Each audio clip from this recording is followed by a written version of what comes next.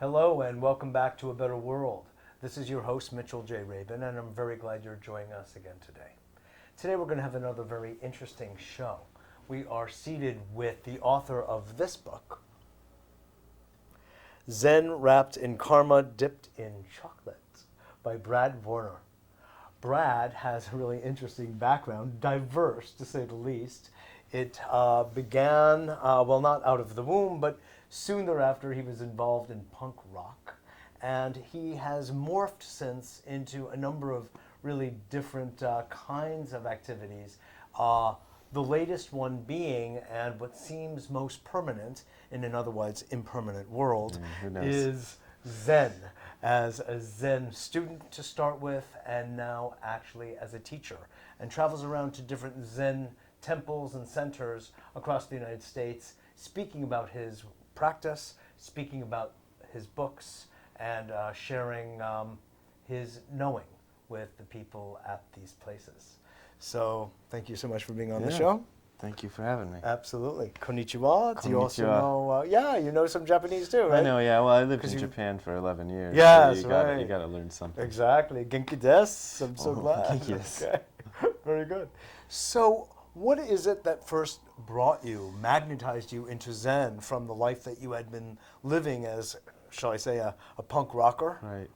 Well, it was kind of the same thing that drew me to Zen as what drew me to punk, because when I grew up in the late 70s, early 80s, I was into rock music. I'd played guitar already, but it seemed like nothing that was popular at the time, especially where I lived in rural Ohio, was very relevant. It was all kind of fake and plastic and top 40 and just didn't mean anything to me. Mm-hmm. So I was looking for something relevant, and when I came across the punk rock scene, it seemed like these were people who were trying to actually say something and make a statement. There are different flavors of punk rock, you know, and some people kind of associate punk rock with just drugged out, you know, weirdos with spiky hair.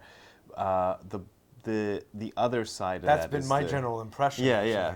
The other side of it, though, is these kind of very committed, socially aware, very politically active. Yeah, there's definitely been a social and political message in lots of it. Yeah. So that's what I was drawn to. Yes. But I felt like the punk rockers were very good at questioning society, but they didn't question themselves very deeply. Interesting. And I came across Zen about the same time. I came across Zen about the time that this band I was in called Zero Defects was breaking up. And Zero Defects, yeah. They got it from a slogan that Firestone Tire used to use, because it was Akron, Ohio. Firestone Tire, exactly. Owns that place. But they had a song called "Drop the A-Bomb on Me." It was great, but it was breaking up, and I came across it totally by accident. I had this interest in studying Eastern philosophy. Across Zen by accident. Right. That could be the name of your next book. Could Zen be. by accident. It would be good. Yeah. I should have used that one. But yeah, I wasn't interested in Zen or anything. I was interested in seeing what, I don't know, Vedanta or Hindu philosophy had to offer. Mm-hmm. The only class, I was a student at Kent State University, and the only class I could find that was even close was on Zen Buddhism. And that, I just was so totally impressed by the teacher and by the philosophy that I never went further. And I never looked back. You didn't reach India yet. Yeah, I haven't gone there. You know. Yes. I keep thinking maybe.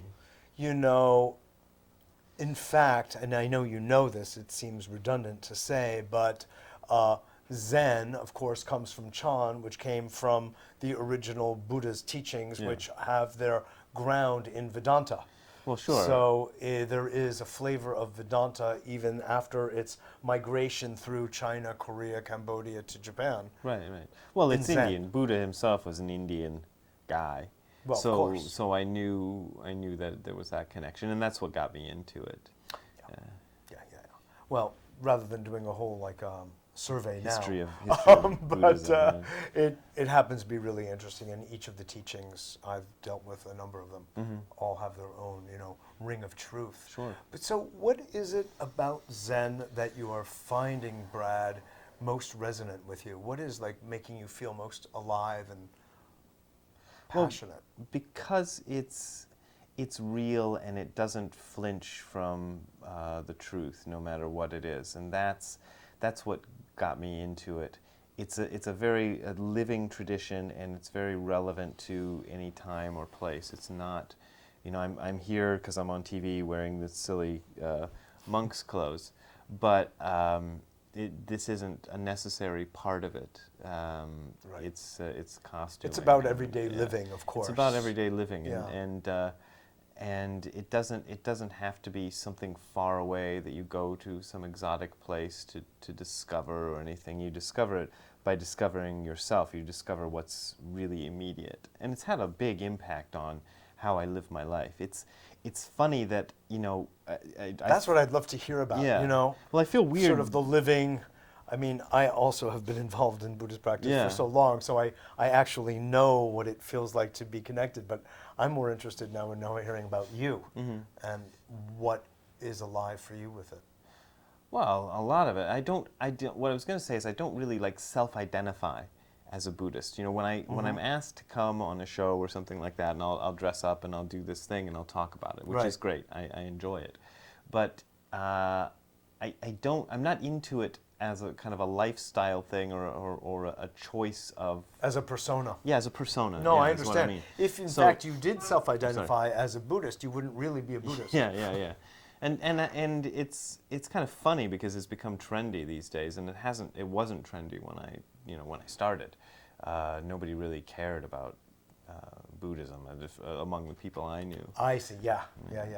I think the trend actually started when, at least somewhere around the time when Trungpa Rinpoche came from England and started the center up in Barnett, Vermont, and Rocky Mountain Dharma Center out in Boulder, right? Boulder, near Yeah, Boulder, and Naropa, no less. Yeah. Late Huge 60s, place. early 70s, when it was very trendy to become Buddhist. And Waldman and a number of the poets and The funny thing sort about that trend is it sort of got to a point, but by the time it got to be, I must have discovered it in 82 or 83, and by then everything from the 70s was being rejected by, I was 19 years by old, and your it was just, generation, right? And it was like, we don't want to hear any of Passé. that 60s and 70s crap.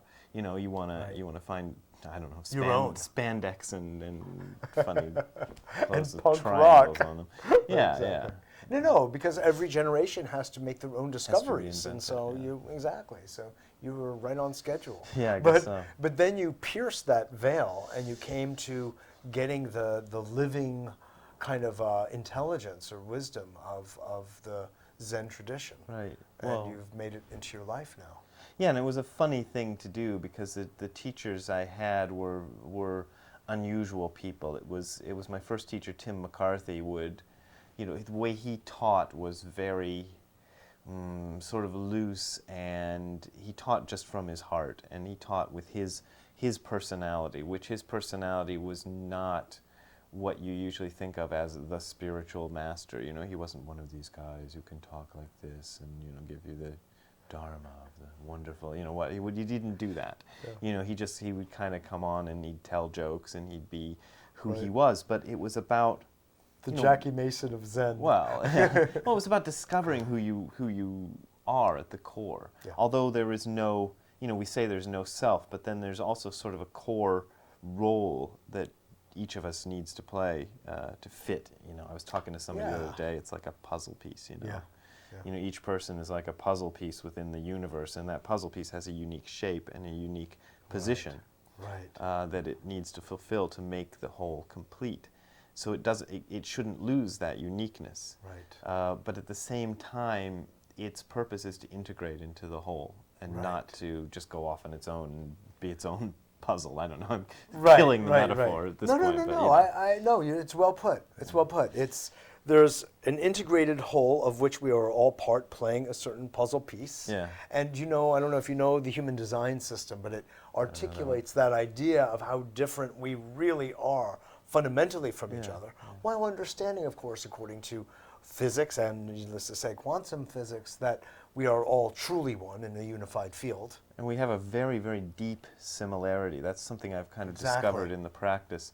Whereas things that I thought were unique to myself, very unique and very deeply unique. I thought that my experience of consciousness, for example, if you want to get kind of, new agey with it, That's okay. is We do that on yeah. the show.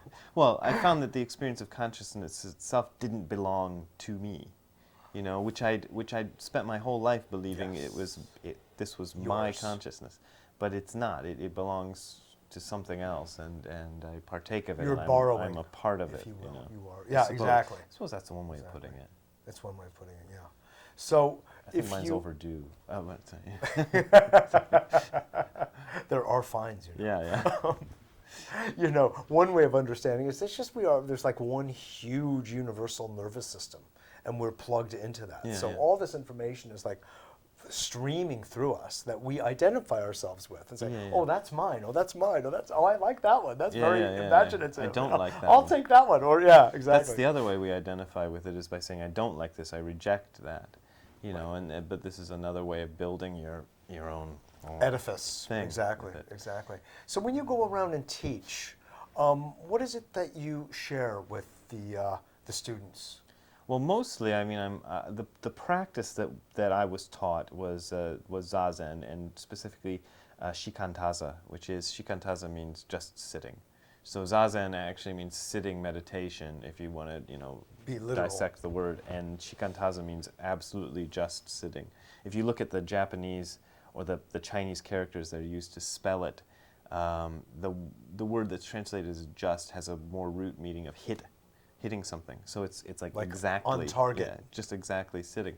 So what we do is we sit in a kind of a posture, and it's as much a physical practice as a mental practice or spiritual practice. In fact, I don't even like the word spiritual. I can accept it depending on how it's used, but to me that sort of Redundant also. well, and it sort of implies that we regard the spiritual as being better or higher or more important than the material. But Buddhism has the idea that As though they're separate as well. Yeah, that it's the same thing.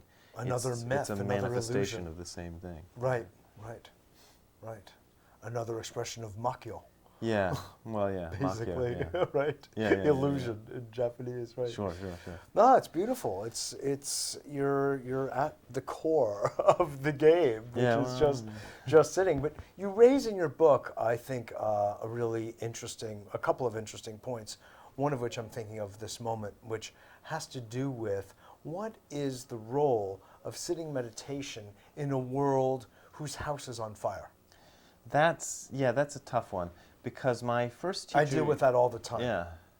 Yeah. Well, anybody who practices does, because it's you have to.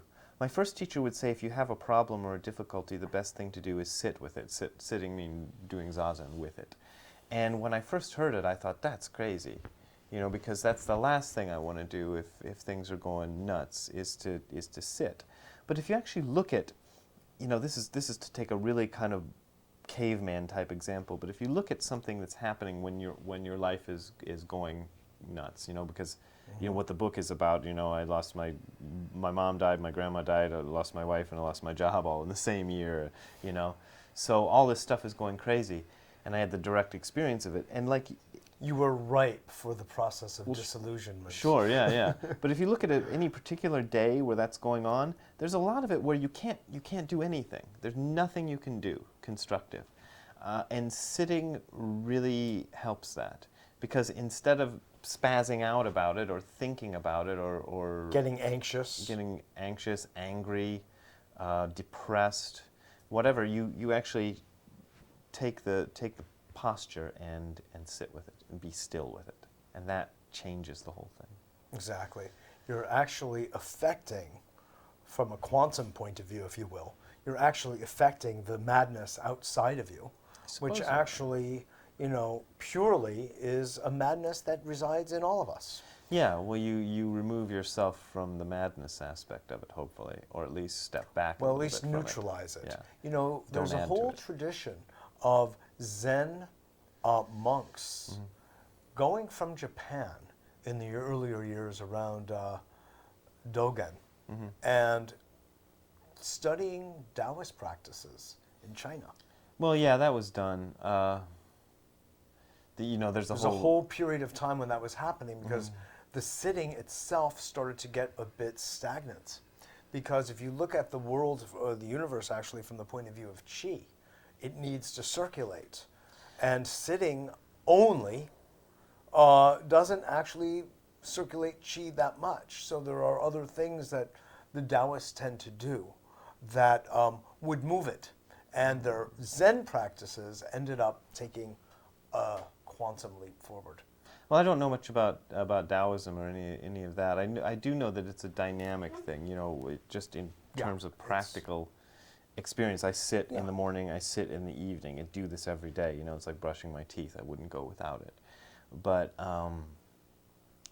as far as moving it or putting it into action, you do it both on your cushion and then out in whatever so you're how doing. do you bring that state of mind, Brad, into your daily life when, okay, you're sitting, your hemispheres are coherent, you're in touch with your breath, you're deeply quiet. If we were to measure you, you would be in a deep alpha state. And from that, you then go into the world, either a phone call or a walk to the store or... Yeah, I don't know. It's a funny question. How does that work to make Zen alive in your actual life? I don't notice that big of a difference. It's not that I develop some kind of a state of mind during the practice and then lose it when the practice ends. It's kind of a continuation. So the practice takes place in whatever state I happen to be in. I had this experience where a long time ago, that's a long story, I'll try to make it short, but I had this feeling that instead of trying to find out what enlightenment was, I was going to find out what non-enlightenment was. So I'm going to look at this life that I'm living very directly. So as far as bringing the state of practice into the rest of my life, it's more like bringing the rest of my life into the practice and trying to find the ground where they're the same. And you gain it and you lose it, but that's still also part of the practice. Yeah, exactly. So, slipping off the horse and getting back on again, as they say. Absolutely. You bring up another point in the book having to do with this idea of an enlightened being that we all have great adoration of and the like, and yet also the fallacy of that. Yeah. And could you just share a little bit of your thoughts about that? Well, it's very easy to play the role of the enlightened being. There's certain things are expected of you, a certain tone of voice, and and it's easy to play that role for a short period of time in front of a bunch of sort of adoring people that want you to be that. But it's a whole different thing to try to live your life in a specific way. And what I've found is, since becoming a teacher, I didn't really intend to or even want to become a Zen teacher. It was sort of almost forced upon me by my teacher. He kind of coerced me into it. There's a whole story behind Japanese that. Or yeah, American? Japanese guy. He kind of. I went up to his room one day and we're talking, and the Zen of coercion. Yeah, he said I don't want to. I've been doing these English language classes for 20 years now, and I'm getting a bit old. Would you mind taking them over? And you can't say no to that, but it's phrased in a very sweet way. So it was, he knew what he was doing. He was manipulating me, but Zen seduction. yeah, like that. So when you become the teacher, though, that changes things, because a lot of expectations are thrust on you, a lot of beliefs, a lot of illusions, and there's a certain pressure to live up to what people think you ought to be.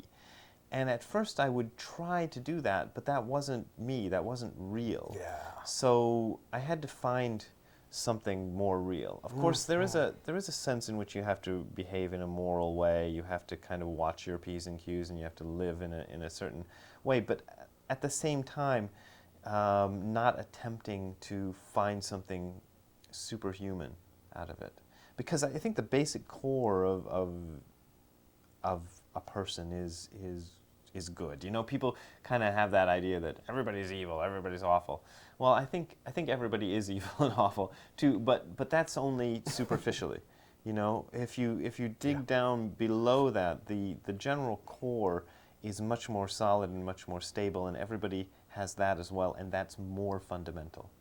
So while I could say everybody's, you know, evil, I don't dwell on that because that's a superficial thing. It goes. You'd say that we all have a shadow or a dark side. Everybody does. Everybody. But you're speaking like a true Buddhist, of course, Yeah. which is, you know, Trungpa Rinpoche, who was one of my teachers, you know, early I know he on, was. developed, of course, Yeah. the Shambhala way, Sure. you know, and that was a secularized form of Tibetan Buddhism because Tibetan Buddhism is completely shrouded in mystical ritual, ceremony, abhisheka, etc. And it's, you have to be a certain kind or type to really cotton to that. And Yeah, that's for eventually, sure. actually, personally, I did, but only after first meeting up with it in a much more cleaned up version, which was Shambhala training, where it was just stripped down to the bare bones of sitting practice, essentially. Yeah. And then slowly I integrated it.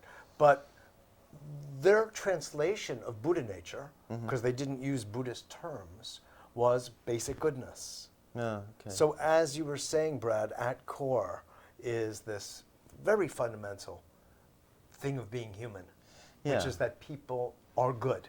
Yeah. And then manifest in so many different curious ways their lack of being in touch with that goodness that shows up in so many ways in the world that we could call ignorant, foolish, perverse, strange, pathological, imbalanced, all of that. all of the above, you know. But that truly, when brought to their knees, if you will, down to the core, it is, as you say, basically good. Well, yeah, it's We are. it's a solid kind of core that Yeah. we all have. Exactly. Exactly. But I don't. Yeah, it's important to know that, and important also not to deny that dark side. What I mean by deny it, it's important not to kind of give into it or to follow it. I.e., But just to- completely indulge it. Yeah, you indulge know. it. But it's Or to deny. it's Suppress, important. repress. Yeah, it's important to acknowledge it. That's one thing I've kind of discovered very clearly in my practice is confronting that and saying, okay, that's part of me and I own that. Because I think there's a certain degree that I see in people who come to me for teaching in wanting to deny that. And I'm always the guy who says, no, you gotta face up to that. The fact That's what we were saying earlier at Yeah. the beginning about unflinching. yeah, and the Direct fact that it's hit there, on truth. sure. I mean, just the fact that you have this doesn't necessarily mean anything at all. It's just Right. we all do, Right. and we No have big a deal. choice. Yeah, and we have Really. a choice.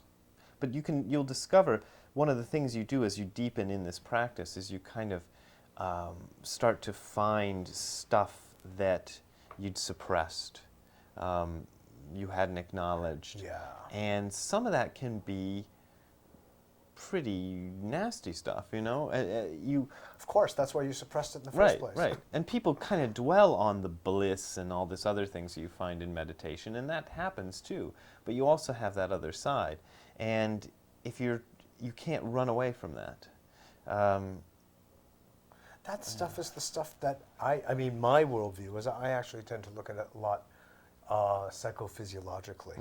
And what that would mean in this case is that psychological subconscious programming, that is the stuff that we seek to suppress, is actually the blockage to a purely blissful state which we are biohormonally set up to experience as human beings. Yeah. And that doesn't mean elated like our feet off the ground. That means the feet squarely on the ground, but feeling happy. Yeah, I kind of... Really in touch with the authentic happiness that I think is our true psychobiological, psychospiritual nature. And I think authentic Does that, happiness is a good way to put it. I tend to Yeah. avoid the word bliss because bliss tends to be Yeah, a sort exactly. of a sort of another Spins out. unbalanced state. Yeah, you you may as know. well, smoke a joint or something. Yeah, You yeah, know? yeah. But I know it In gives Zen, a it's wrong impression. yeah. I mean, in Zen, you tend to be discouraged from that. Teachers, if you They don't if you talk come about to bliss. that, if you come to your teacher with a bliss state, he'll be like, smack you in the face or whatever. You know? Exactly. Maybe literally. I never Yeah, had that, but yeah. but there are stories. I've been hit in Oh, yeah? Berkeley. Yeah. Yeah? Yeah. You know, with I Oh forget yeah, the the name of it, Kiyosaki. but yeah. It's Yeah, probably interesting. Mel Weiss. Interesting experience, but yeah, it wakes you up a bit, for a Yeah, moment, yeah. my teachers never used that. They were kind of against. Both of my teachers. Are I sort think of that's against healthy. that, I think but, it's an old patriarchal idea that really we could do without. Are you familiar with Jed McKenna, Enlightenment, the Damnedest Thing? I've heard the name, but I don't. I God, don't know. he's out in your neighborhood. He's Oh, out yeah? in Ohio or Iowa. He's got a Yeah. farmhouse. Everybody confuses those two. They're right next door to each other. Right?